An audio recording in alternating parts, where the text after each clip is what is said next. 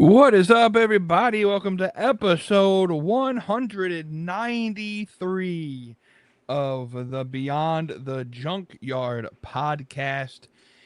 It absolutely blows my mind that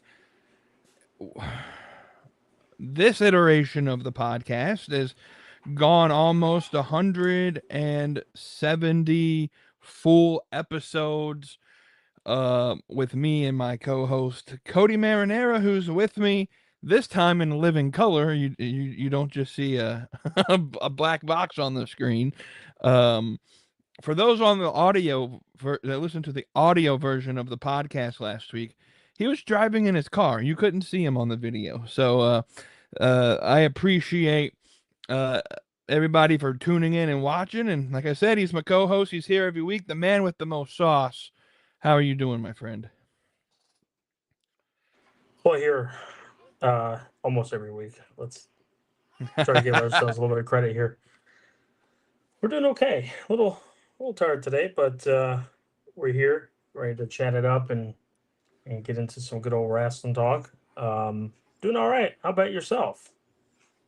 We're doing pretty good over here. It's another Thursday. We are 10 days away from AEW's biggest show of the year. And I'm going to tell you, this might be their best all in card they've ever had. But it's been good. I do got one complaint before we get into the main show, and it's hotter than hell right now. I can't wait for the summer heat to die down and get us closer to like the 70s, nice breeze again. I got into my car today when I was leaving to go home, and the thermostat in my vehicle is at 106 degrees, and I was like, fuck, this is too much. But no, we're doing pretty good. It's a good day here. We're going to talk. I mentioned All In. We're going to speculate a little bit about some things about All In on this show. But before we get into the the the meat of the episode, we got to do what we got to do every single week, and that's plug our partners, our affiliate partners, and that's Dubby Energy. It's your taste buds' favorite energy drink.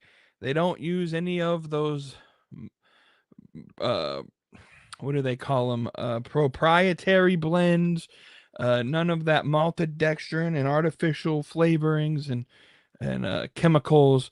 It's just crash free, jitter free energy. Their star of the show is the coffee fruit extract, and they got some really good flavors. And as always, we have a deal for you.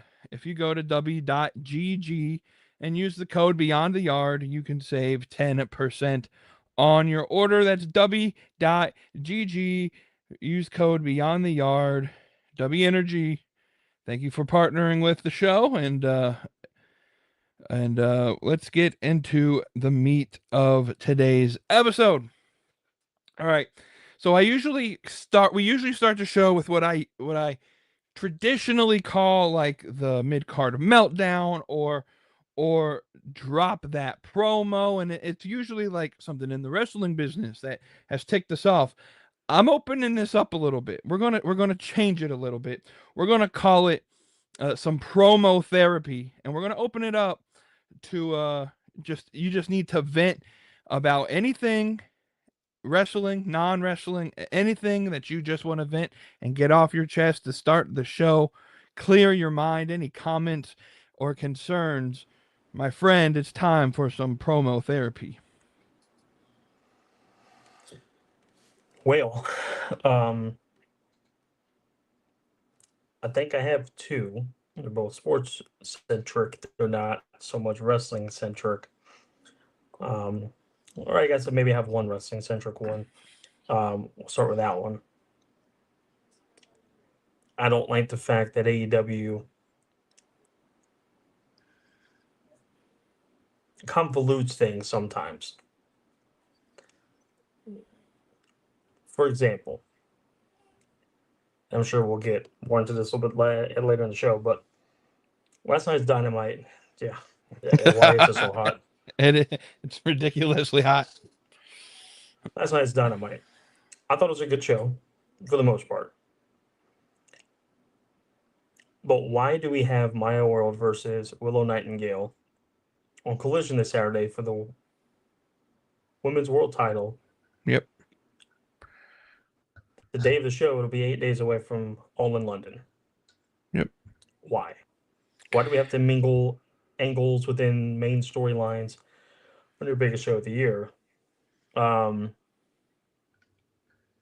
know. I feel like we're kind of bobbing and weaving a little bit around other storylines as we're bouncing around the main storylines. And to me, I don't understand the precipice behind that. I don't really understand why it has to happen that way, especially so close to the show. But going to now the sports side of things, I'm sick and tired of the Atlanta Braves. We're either on an 8-game winning streak or on a 6-game losing streak. We're playing 500 ball. I don't know how we're 20 games above 500. I really don't. But hey, man, Grant Holmes, he looked good today. 1 hit allowed, 6 innings. Next start, he'll give up 5 runs and 13 hits. All right, so let's. I love you, Grant. Play baseball together when we were kids. Things just aren't going to keep that way. But I blame AA for that. I don't blame Grant Holmes. And then for my last vent is I don't want to bring this up and I don't want to keep talking about it, but they find a way for us to keep talking about it. Oh, Lord. I know Josh Harris has said that the Redskins' name is not coming back and possibly the logo's not coming back. Why are we teasing so much of a return to the name and the image while saying we're not going back to it? I mean, we revamped the fight song that we've had since when we changed it into the Commanders. And it was like the main lyrics were Hail to the Commanders, Hail Victory, Fight for our Commanders, Fight for old DC. Well, last week we had our preseason game at home. They have now changed that lyric back to the original. So it's still Hail to the Commanders, Hail Victory. And instead of Fight for our Commanders, now it's the original line, which is Braves on the warpath, Fight for old DC. That was the Redskins line. Commanders, Braves, I'm not sure how we can intertwine those. And then we're selling merch in the stadium now. There are 2 shirts. Both of them are for former players. One is for Darryl Green, and the other is for Sean Taylor. It's got their name on the shirt on the front. It's got a couple pictures of them as players playing with the old logo, and on the back of it has their number, which Sean was 21, Darryl Green was 28, and above it has a nameplate. It doesn't say their name. It says Washington Redskins. So now we're selling merchandise in the stadium at the team's official store with not only the logo, but now the name. We can say the name.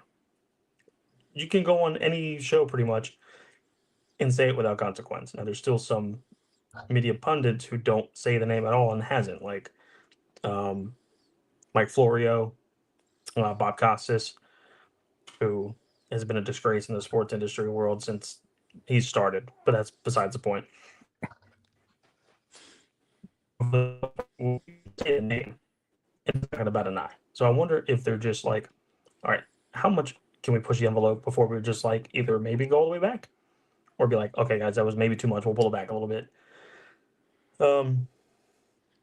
But as fans, it's very tongue in cheek because it's like, man, you're tugging on our heartstrings, going back and forth, not using the name, not mentioning it, to now you can say it freely. You can now sell the image, say the name. Why don't we just go back? Why don't we just be done with it? It's going to be an ever problem issue until either they just stopped completely of selling and mentioning anything of the name and the old logo, or until they just bring it back in some capacity. But yeah, I mean, we look like the Redskins with the revamped jerseys, the unis. We started using the spear again. Now we have Braves on the warpath in the fight song. If you look at the end zones, the Redskins end zones had the Redskins helmets in the end zone with the word Redskins in burgundy and gold, and Commanders is now back with it. So it's wild. That's what I got. Oh, yeah. I want to, before I go into mine, I want to talk about your Willow point for a minute. Because I agree. It is.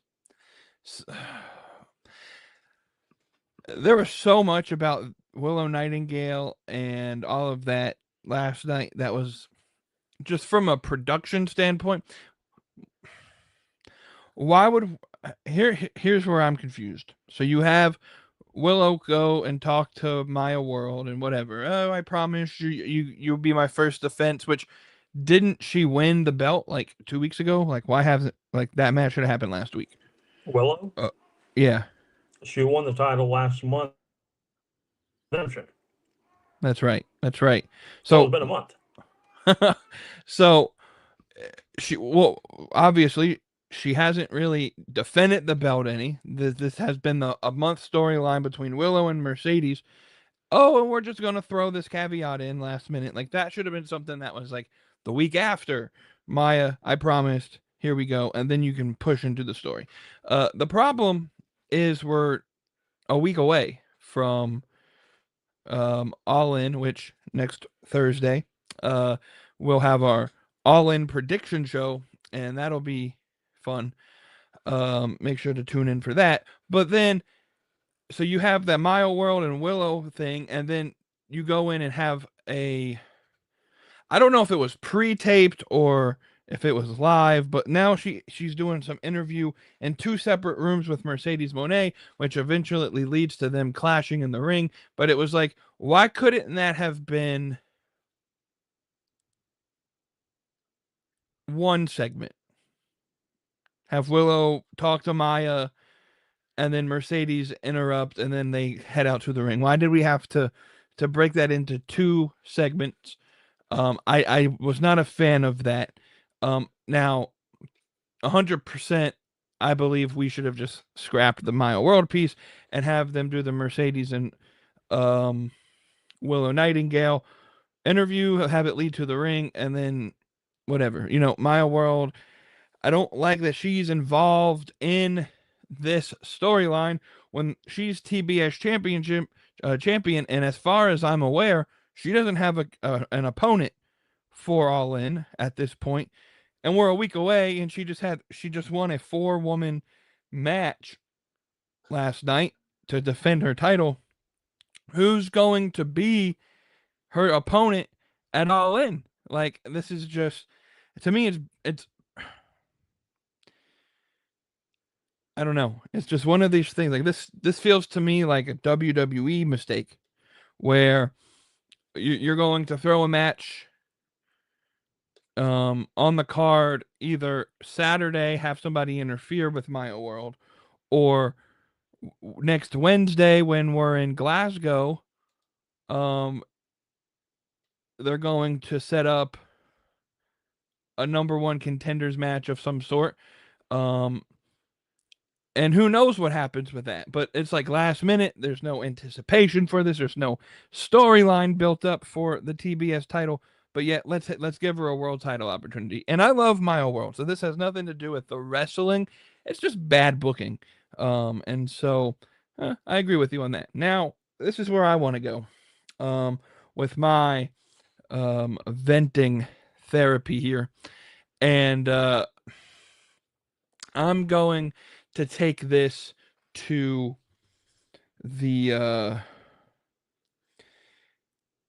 the world of. Let me see if I can find what I wanted to share, but to the world of sports as well. Um, let's talk about, and I love talking about this team, the Buffalo Bills for a minute. Um, because I love this team, but sometimes they annoy me with what they what we do with some of these off-season workouts and things. Last week, we about had a catastrophe in our preseason game. DJ Moore, thank God, only barely injured his ankle, but had that been the old field and the sports turf, he would have been out for the season with a broken ankle or a torn Achilles or something. Why? Why did we play him that second series? Why did we play Josh Allen 2 series? Why do they even need reps in preseason games? Like, is Kyle Allen really that big of a threat that Josh Allen's going to lose the starting job in a meaningless game? No, he's not. Let's what we really need to focus on is Kyle Allen going to be the backup, and or do we have to search the free agency market to find somebody to be our backup? I am a proponent of you don't got to play your guys. Like Josh Allen's going to play the game of football where he's kind of like the player that it doesn't matter if it's a rec game or the Super Bowl, he's going to play it the same way. And so he's going to get himself hurt in a preseason game. And we want to win the Super Bowl. Who cares if we beat the Carolina Panthers in a preseason game? Like, come on, guys. But regardless, Josh Allen looked good in his 2 series. And I can go ahead and say it right now, the Buffalo Bills are going to win the Super Bowl this year. So,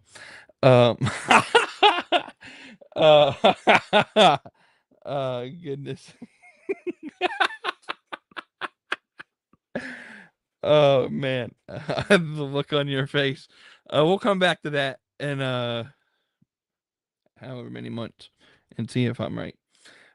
Also, I hate that next Thursday the Bills play at the same time as our live stream. So it's a preseason game. Who cares, right? All right, let's get into some actual content here.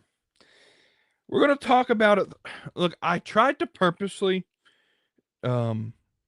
not talk about this a couple weeks ago when it actually happened, but they won't stop freaking talking about it in the wrestling world. And that's what happened between AJ Styles' son, Avery, and is it Eric Cannon? Is that his name? I think that is his name. I think that's right. Yeah.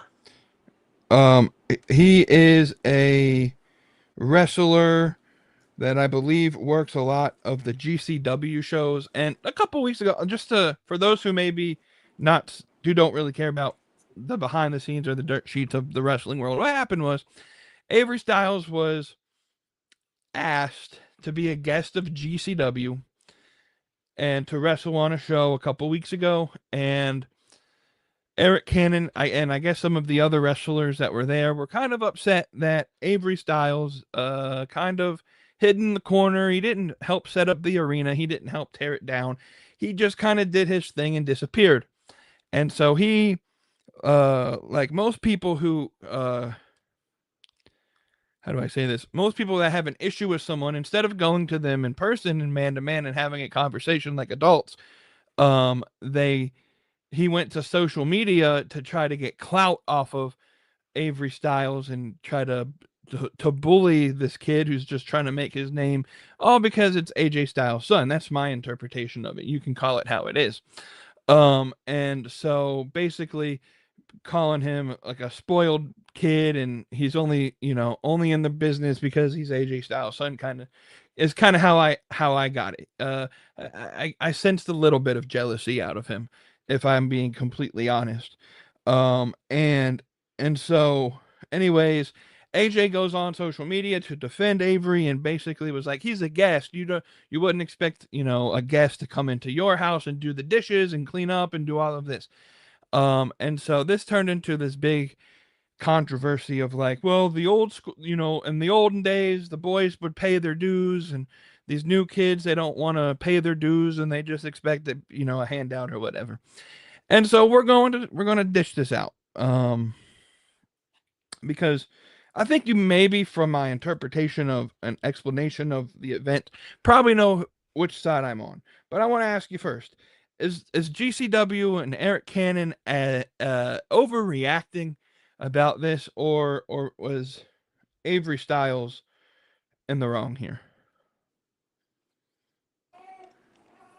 Um,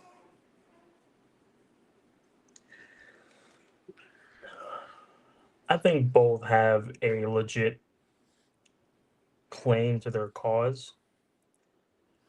I understand that Avery was invited as a guest, and you may not want to treat guests wrong, um, especially a big, Avery Styles is not a big name, but because of AJ's name, he is noticed, and you wouldn't want him to have a bad impression.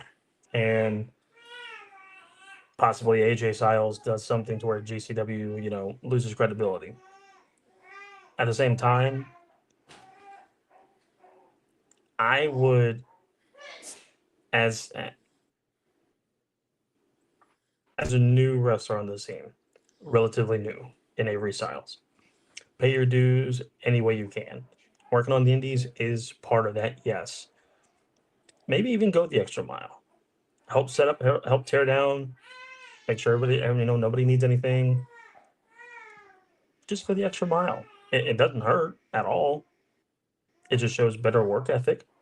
Yeah, no, I don't know about that. But yeah, I think he could have done a little bit more just to avoid that. But I do think there's a little bit of sour grapes there on Eric Cannon's end and GCW's end as well. Like I said, I think both parties have a cause, a claim to their side. I don't think one's totally right, one's totally wrong. Um, but I think that in the end, there's really no winners in this whole thing. Um, I don't know if this hurts Avery's ability to gain bookings. I don't know if this is causing a rift with AJ Styles and people, and I don't know, or if GCW is getting any sort of retribution for this. I don't know, but I just know that it's really a lose-lose situation for both parties, in my opinion. Yeah, I here's my take of it. And look, I don't know Avery Styles personally. I haven't seen him wrestle. I wasn't there when the event happened. So I'm going to take all of this from an outsider's perspective. That's first and foremost. He could have been a complete, asshole and, a jerk, and, could have told the GCW people, like, fuck off. And maybe that's what he did. I don't know. But that's not the way it was described. The way it was described on social media, and again, perception is, 9/10 of how people look at situations. The way it was perceived on social media was, oh, you just didn't, you just sat there, you didn't offer to help, you just kind of, you know, sat there in the corner and did this. And here's what I gotta say.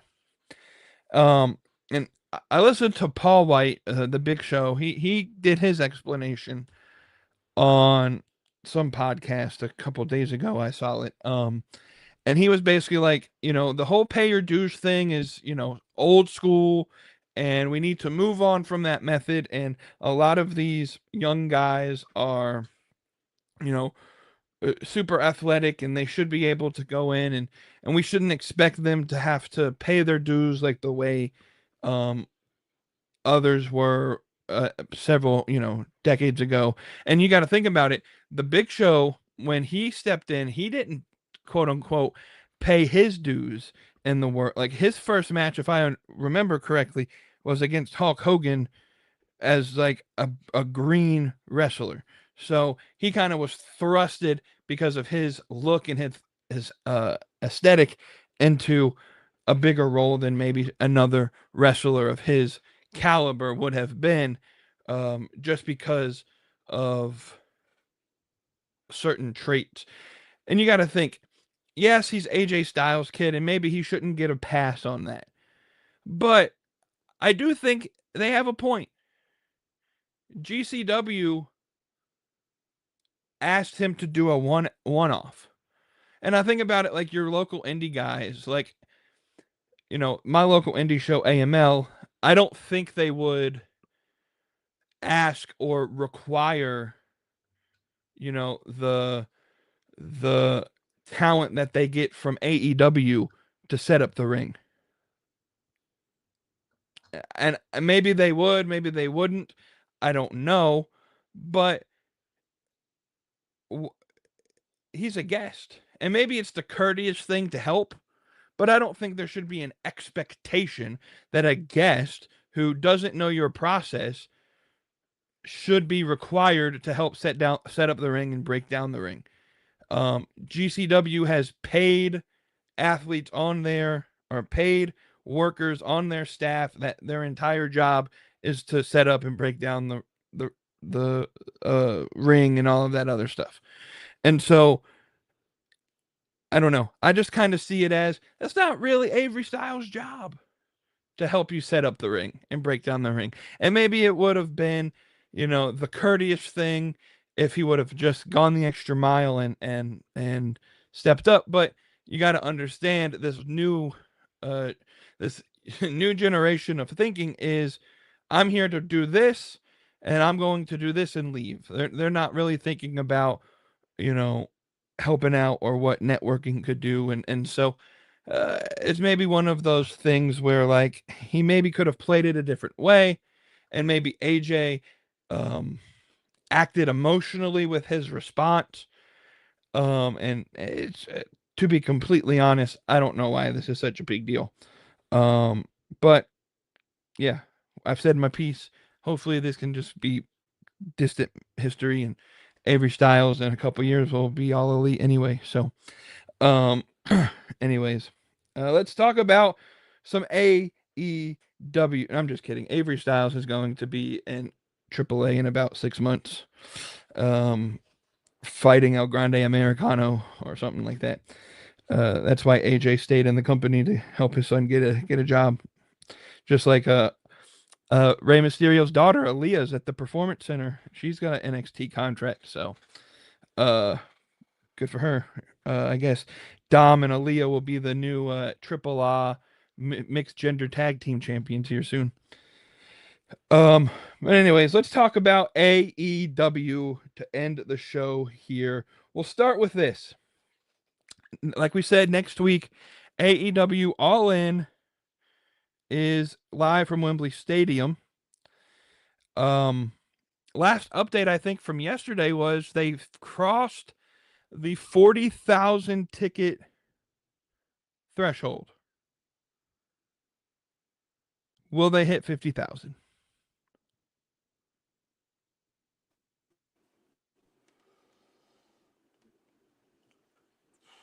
It's gonna be close, I think.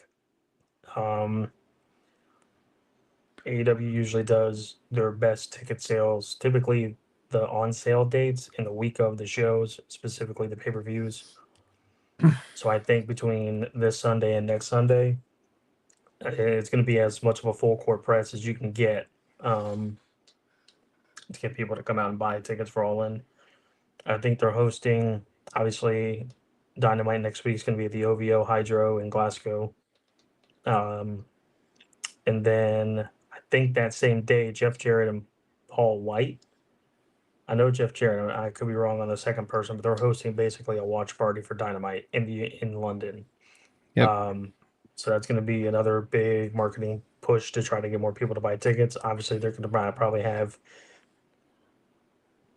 a week's worth of television coverage and interviews and Oh yeah. newspaper, and I'm sure they're going to be doing as much of a full court press promotional wise to get those last minute ticket sales. I think they'll get close. I think, in my opinion, I think they're going to top out at 47,000. That's me. Again, I need them to get to 50,000 for me to call this a success, even though it would still be down from 2024. Um, just because this roster is very, very good. The matches are going to be very good, and Mm-hmm. anything less than 50,000 to me is just it's not so much of a success. Well, that's I agree with you. You know, they went Wembley. What was it? 81,000 the first year, 50, 60 something thousand the next year. So to have under 50,000, it looks bad, but here's the silver lining in this. If they hit 47,000, like you predict, and I think they get pretty close to 50 as well. But if they get to 47,000, that is more people than any one of the two nights of SummerSlam, who I think they topped out at 40,000 apiece. So they're going to do better than, and I guess they'll say, well, I don't know how many people M&T Bank, or is it M&T Bank? No, U.S. Bank Stadium, or wherever SummerSlam was, um, Mm. in Minneapolis. I don't know what their capacity was, but they didn't sell it out by any means, and we won't sell out Wembley by any means. So, um, I think the capacity for the Viking stadiums are right about 65,000, 66. So they sold close to 2/3 of the stadium, but it still wasn't full, like to yep, capacity. Um, and yeah, 50,000 out of a 90,000 seat stadium is more than half. It's not yeah, great, but again, when you're a non WWE branded show, you try to you try not to draw so many comparisons to them. To me, I look at it and go, okay, has ROH done any sort of stadium show? No, they haven't, and no, they never will. MLW, no. Impact, no. Um, or TNA, excuse me. AAA, CMLL, they've done some stadium shows in Mexico, but not a 40,000 capacity, to my knowledge. The biggest one that I can compare it to is NJPW when they do Wrestle Kingdom at the Tokyo Dome. And I believe yep, that they can sell that thing out. It's about 43 to 45,000. So if they can get, and that's because that's their home turf is yep. Japan. AEW is doing this internationally. So to do anywhere between 40 and 50,000 internationally for a non WWE branded show is a success. But for Right. AEW's sake, to me, they need to hit 50,000 for me to go, okay, that's a that's a strong number. Do you recall last year's All In Dallas? How many fans were there? I want to say they hit a shade under 30,000, maybe 28, Okay. 29,000, something like that. Um, I can look it up just real quick, but I'm pretty sure that they, let's see, All in Texas.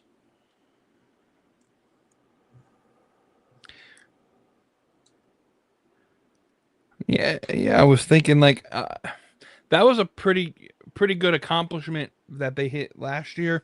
One of their largest U.S. based shows attendance wise. So, I mean, uh, but it's gonna be interesting to see where they go. I think they could get to 50 because they haven't announced it. But they've almost teased it enough that it's probably going to happen. That Swerve tag teams with Kofi and Austin Creed, um, to fight for the trios belts. The running theory is they're trying to recreate WrestleMania 32 or 33, whatever one we went to, when the Hardys came back. They're going to try and recreate that moment, which is cool, but kind of predictable, honestly, at this point. Um, but There's so 27,000, by the way. you said 27. Oh, so they'll get about double, which I mean they should. Uh, that was it Global Life or whatever that stadium name is called doesn't hold, but like 40,000 I think. So it'll be a good showing regardless, and the London crowds are always great. Um, Speaking of the card, like I said at the top of the show, this card is probably one of their best all-in cards they've ever had. But the card's not done. There's only 8 matches announced. Tony Khan will not let this show run with just 8 matches. There's going to be close to 20. So Gotta be. my question to the audience, go ahead and leave a comment. You can play along with us. But my question to you, my friend, is predict right now one match that maybe hasn't been teased, because obviously that trios match has been teased, so it's obviously going to be on the card. But one match that hasn't been teased or announced yet that you think we'll see at Wembley Stadium.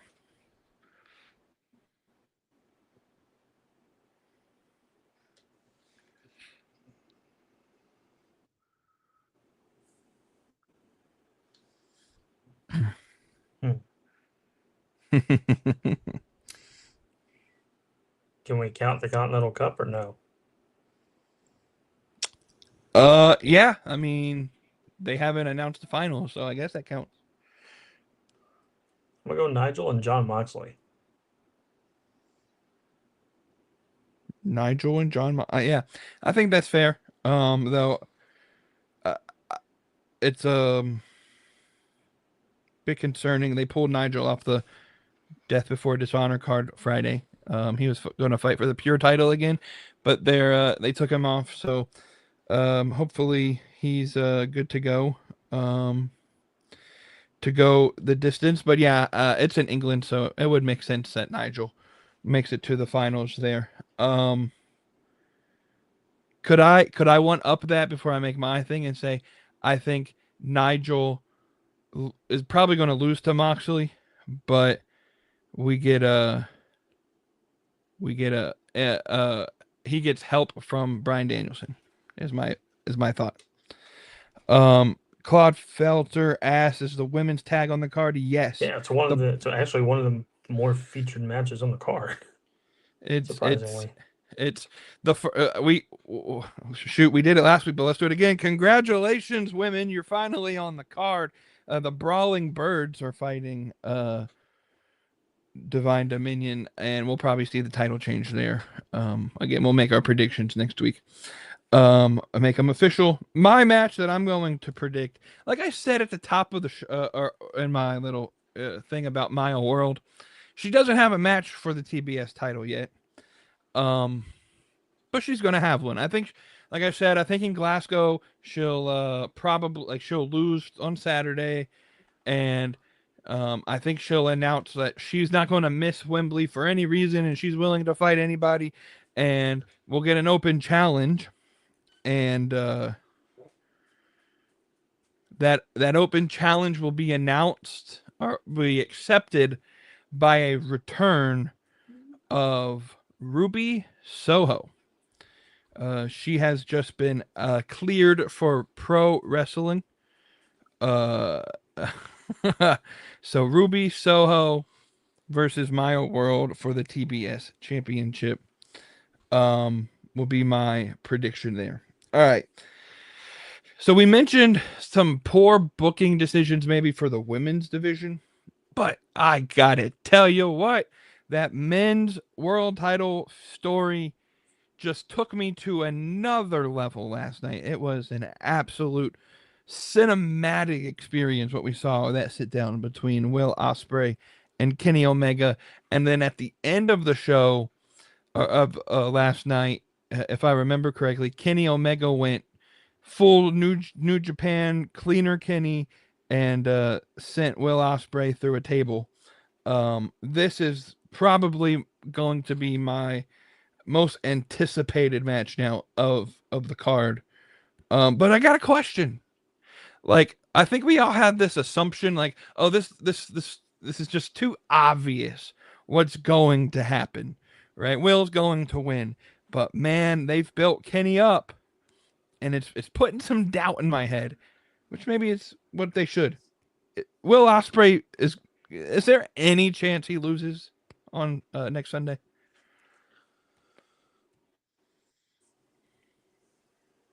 I think there is a chance, sure. Absolutely. A I 1% I chance. don't think it'll happen, but absolutely. If you really want to if you really want to send the crowd home angry, that'd be the way to do it. If that, and that would be kind of a really interesting way to kind of end the show. AEW is known for kind of these fairy tale endings. Not all the pay-per-views, but especially All In.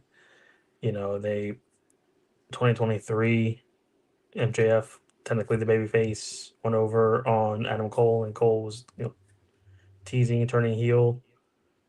2024, um, Bryan Danielson beats Swerve for the world title. Babyface goes over. Last year, Hangman, his climax for his story to overcome the Death Riders. Um, Babyface wins. So that unfortunately, you have to maybe do some of those you don't really want to do finishes of maybe not having the babyface win, even on your biggest show. I don't think that's going to happen, but crazy things have happened.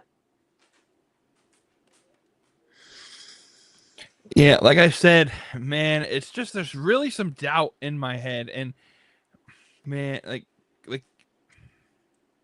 Kenny, like he's not playing a prototypical heel in this story. It's very much a New Japan style heel where it's like he's not like doing the American stuff like MJF does and to pop a remark, but he's going to be play that bad guy in so much as he's going to make you question like well, how much grit Will Ospreay has. Is he really the baby face of the company?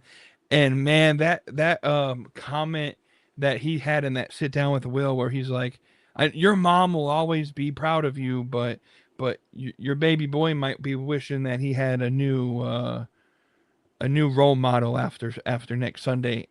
Like just kind of cutting a little bit. Like he's not a prototypical heel at this point. He's not playing that character, but just kind of jabbing a little bit. I, like I think Ospreay's going to win, but after last night, I think anything's available to happen, and it wouldn't surprise me if Omega won this match. Um, and the push for an Osprey world title uh continues for an additional however many more opportunities he gets. But whatever happens, it's going to be probably the best, if not one of the top two or three best matches of the night. And then we're going to close the AEW and segment and close the show out with a little bit more rumor mill topics. We'll start with the first one. It was announced today that Ilya Dragunov has been released from his. Well, not released from his contract. He has let his contract expire, and the word on the street is he doesn't have a 90-day non-compete clause. And I'm just saying, there's a gauntlet match. Well, I'm sorry, casino battle royal match. That is wide open, and man, wouldn't it be fun to see Ilya Dragunov show up at Wembley Stadium in 10 days? 100%. And I think it does happen. Um, as long as he doesn't have that non-compete clause, I definitely think that happens. And I am all for it. I think that'd be great. Yeah, I could just imagine like Ilya Dragunov when he came to WWE was seen as one of the best wrestlers on the independent scene, and everybody has always wanted a Dragunov versus Gunter match, and WWE never gave us Dragunov versus Gunter. But imagine the matches that Dragunov could have in AEW. Osprey, Omega, MJF, Kyle Fletcher. Um, the list goes on and on forever, to be honest. I think this is one of those things where, like, Tony Khan really doesn't like to sign ex WWE talent like a whole lot. Like when the company first started, every time WWE released a wrestler, like Tony Khan would, you know, just pick him up just because now he's really Selective. selective, picky with who he picks. And so I think it'll be fun. I think Dragunov does show up in AEW. Maybe not at All In, but eventually at some point he does. And then we'll end with this rumor mill. September 9th is AEW Rebel Heart in Alabama, of all places. I don't know why Tony Khan chose here. I mean, Mobile, Alabama gets a show. Norfolk, Virginia gets 2 shows in like 6 weeks. But, Charlotte can't get 1 show in 2 years. But anyways, I digress. It's the show commemorating Rebel and her fight with ALS. And the rumor is Britt Baker may make an appearance at this show to show support for her former partner in crime in AEW. It'll be the first time we've seen Britt Baker on AEW if she does show up since 2024 when she fought Serena Deeb and said something to her that made her mad, and so Britt Baker was basically kicked off TV. Long story short, we're assuming Britt Baker does show up to this show. But the bigger question is, Tony Khan has always said, oh, we hope to see her wrestle someday soon for the company. Is she going to wrestle again in AEW? Or is he just holding her hostage at this point? I'll tell you this much. If she does not appear on that show, then he is holding her hostage. This is the ultimate opportunity upon opportunities for her to show up. I mean, this was one of her most prominent, angles in AEW was whenever she was running with Rebel and her being the women's world champion and all that. So it would be only natural and fitting for her to be on the show. And if this is the last time she appears on AEW television, at least it would be in one of the better ways possible to go off on the right foot. However, if you look on the calendar, there is an AEW event happening in Pittsburgh, Pennsylvania, not too far after this. Yep. So, theoretically, the Rebel Heart Dynamite is Britt's return to television, and then she comes back more in a full-time role, appears, maybe even wrestles at that Pittsburgh Dynamite or Collision, whatever it is, and then she's back. I would love to see that, just because of the fact that you can never go wrong with more people in the women's division. At the same time, if this is a hey, we'll bring it back as a good way to send you off, leave on a good note,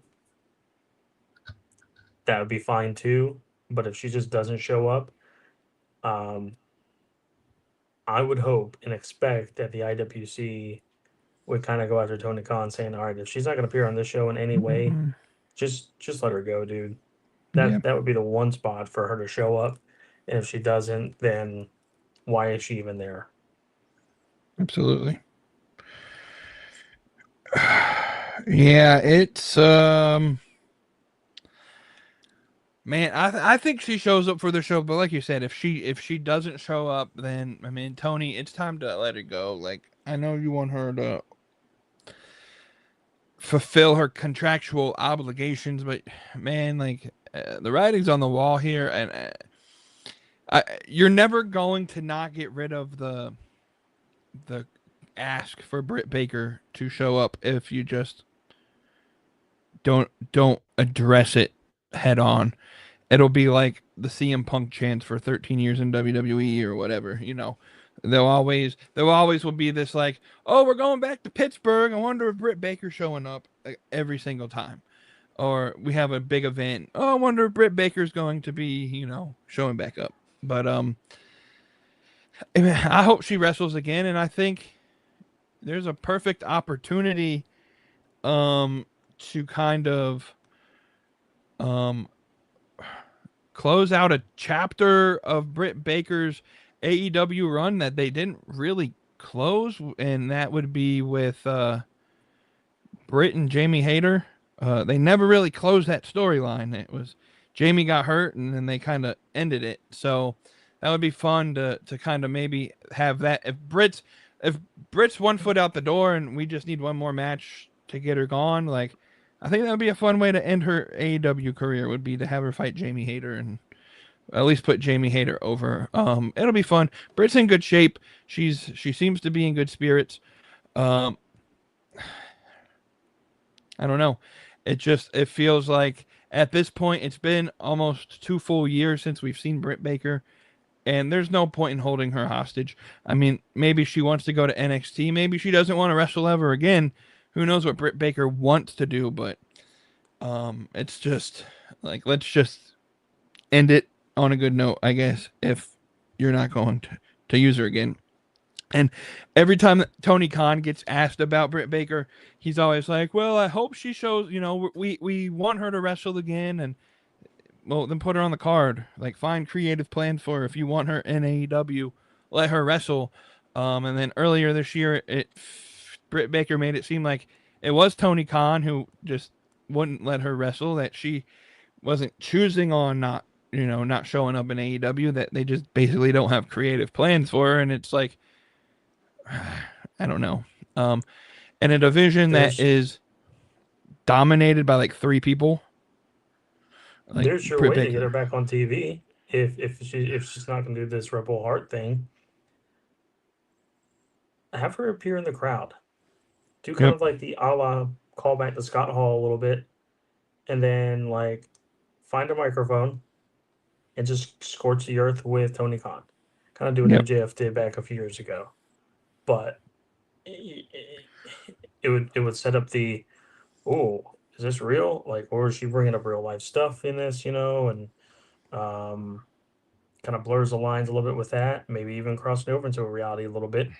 But it'd be a very notable way to get her to come back on the TV and would reintroduce her in a really good way, I think, and um, kind of hit the ground running with her coming back if they did that, if they did something like that. But I mean, if they just kind of have her coming back at that special dynamite and that's her way of coming back full time, that's a good way to come back as well. Yeah. So there's some opportunities there. So I guess we'll just have to kind of wait and see what happens. A little bit less than 3 weeks away from now, I think. Absolutely. Man, the next couple of weeks jam packed with wrestling and other sports, football and things. We obviously have AEW All In next Sunday. Is it a 3 p.m. Eastern time start time or something like that? 1 I p.m. I think can't I keep remember. seeing 1 p.m. and I'm like, is that the pre-show? Is that what is that? I Yeah. hope we get a So more official word that the pay-per-view starts at 1, or if that's the buy-in. right. Yeah, they haven't really. I've seen the 1 o'clock time.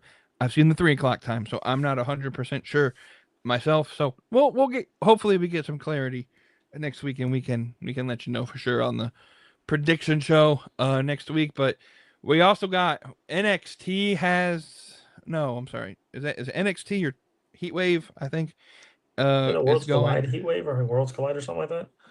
Oh no, I that's can't. that's in Worlds September collide going head to head. It's all with out. yeah. So I think it's Heatwave. I don't know. I haven't watched an NXT show in a while. Actually, I saw one clip last week, and it was like some frat boys flirting with a girl, and I'm like, oh, we're back in the early 2000s. So, um, Shawn Michaels didn't grow up from his time in DX apparently. Um, but yeah, it was like the worst acting you've ever seen in your life. So I was like, back to Evolve, boys. You got some work to do. Um, but no. So we got an NXT show going head to head with AEW. And then the final week of the NFL preseason is next week. We go head to head against the Buffalo Bills and Pittsburgh Steelers game next Thursday. So, if it wasn't a preseason game, I would say, well, we're not having a show next week, but it's a fucking preseason game, so who cares? Um, but and Yeah, then Premier League action starts in 3 days. and we got Premier League action starting. That'll be fun. Go Fulham, right? Tony Khan's team, Fulham FC. Yeah. Man City. I still think it's funny that Fulham FC's women's team is sponsored by AEW. Like, it's on their jersey. I think that's hilarious. So They've won a championship, haven't they? So they're pretty good. Yeah, they're a pretty good team. They're probably going to have the women's team do some AEW promotion for all in next week. To be honest, They might as well. But yeah, we got some Premier League action, and then the NFL season starts. Ironically, the same day as AEW Rebel Heart, September 9th, on a Wednesday. Thank you, Australia, for making us have football on a Wednesday and going head to head against AEW. But anyways, we're just weeks away from football. We have probably the best couple months of AEW with all in, and then all out, and then we're in we'll hit the low in October and November with Continental Classic season, and then yeah. So any chance of Charlotte getting a show? They've announced dates all the way, I believe, through September 30th. So we have October and we have November. Maybe we get a show then. Who knows? Tony Khan, this is our weekly appeal to please let us have a show in Charlotte. We haven't had one in so long. I had to go to North Charleston to freaking watch AEW this year and spend $1 bajillion. Please give me a Charlotte show. That's all I got. Please. Anything else you got before we end the show tonight? Man, I think you got it all pretty much covered up. It's going to be really fun last few months of the year with the sports that's going to be coming back. NHL is going to start in October. Looking forward to that. Our team looks to have a pretty good team on paper. Yeah, football season's almost around the corner. Football season in Europe is starting pretty soon. Go Man City, go Juventus. Yeah, we kind of hit a little bit of a lull in wrestling between October and November, and then AEW does its job of ending the year with a bang with the Continental Classic, and we'll see how that goes. We'll see how we get through not only All In, but as we get to a lot of portion of the year and see what happens there. I had one more question for you that just came in my mind. Do you remember when John Cena came out and announced the John Cena Classic? Is that ever going to happen? It's been what? Like 5 months or something now? 4 months, and we haven't heard a damn thing about it. I have a theory. That the rumor is in November they're going back to Saudi Arabia, and we're going to have the John Cena Classic in Saudi Arabia, boys. That would not surprise me, and I would laugh my ass off if that happened. Speaking of John Cena, yesterday I got my John Cena Funko Pop that I ordered back in December to commemorate his final match. So we finally got this damn figurine that came in 7-8 months later. But goodness. It's not available for, I think it's sold out, so you can't get it anywhere off of the retailer sites. You got to go to third-party apps to get it. And if you go to places like eBay, they're already reselling between $50 and $100. So, shoo, I'll take it. Perfect timing. Right. All right. Well, that's all we got tonight. So we'll send it back to our man Cody Marinara. As always, he's going to say the final words. Listen, you don't even have to make anything cooking wise to feel the effects of this. You can just go outside and start sweltering, and that's enough sauce for you right there. But in general, hope everybody has a great weekend. Try to stay cool. But as always, we'll see y'all next week. Stay saucy, friends. Stay saucy. We'll see y'all next week. This is wrestling without the filter.